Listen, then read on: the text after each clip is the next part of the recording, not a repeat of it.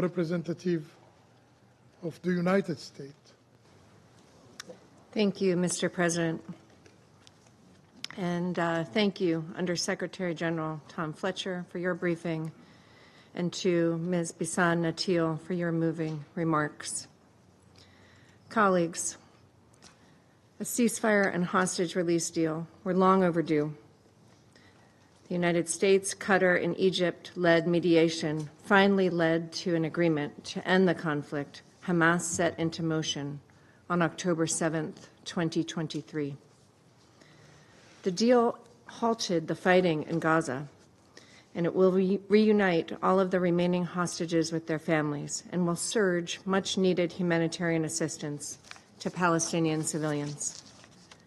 We remind this Council that Hamas still holds 2 children hostage, Kafir and Ariel Bibas, who were violently taken from their home on October 7th.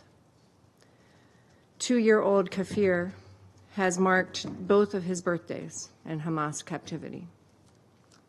Since Hamas's barbaric attack started this conflict over 15 months ago, the suffering of Palestinian civilians, the deaths and the injuries and the displacement has been immense.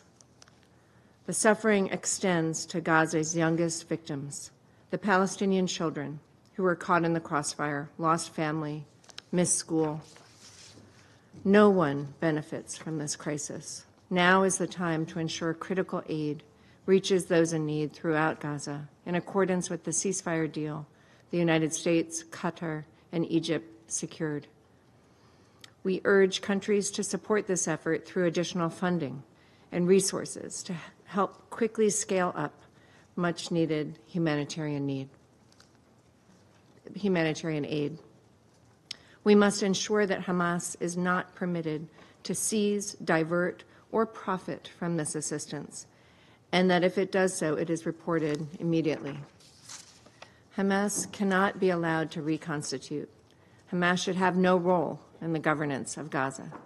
It should not be rewarded for having launched the brutal attack that started this conflict or for its deplorable behavior in the interim. We must instead seize this opportunity to reshape the region in a way that affords its people a path forward. Gaza must be demilitarized for the sake of Israel's security and to provide a brighter future for the Palestinian people. Hamas, along with its benefactors in Tehran, should not have a say in the region's future. We have already seen Hamas weaponize the suffering of Palestinians by using civilian infrastructure, including schools and hospitals, to store caches of weapons, house fighters, and coordinate attacks against Israel. We are concerned about reports that Hamas held returned Israeli hostages in UN shelters in Gaza during their prolonged captivity. It is vital for a full investigation to assess these very serious allegations. At the same time, Hamas plays the victim and makes false appeals to the international community on behalf of Palestinians, while at the same time employing tactics that put them in danger.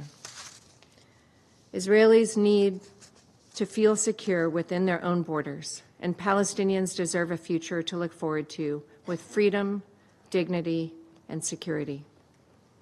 We must work together to counter the nefarious influence of Tehran and its terrorist proxies, whose actions have destabilized the Middle East for decades.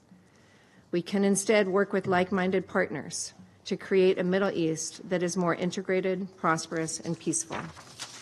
The United States is strongly committed to implementing the ceasefire agreement so that hostages can return home and the people of Gaza can look forward to a brighter future under new leadership. This is the only path forward. I thank you.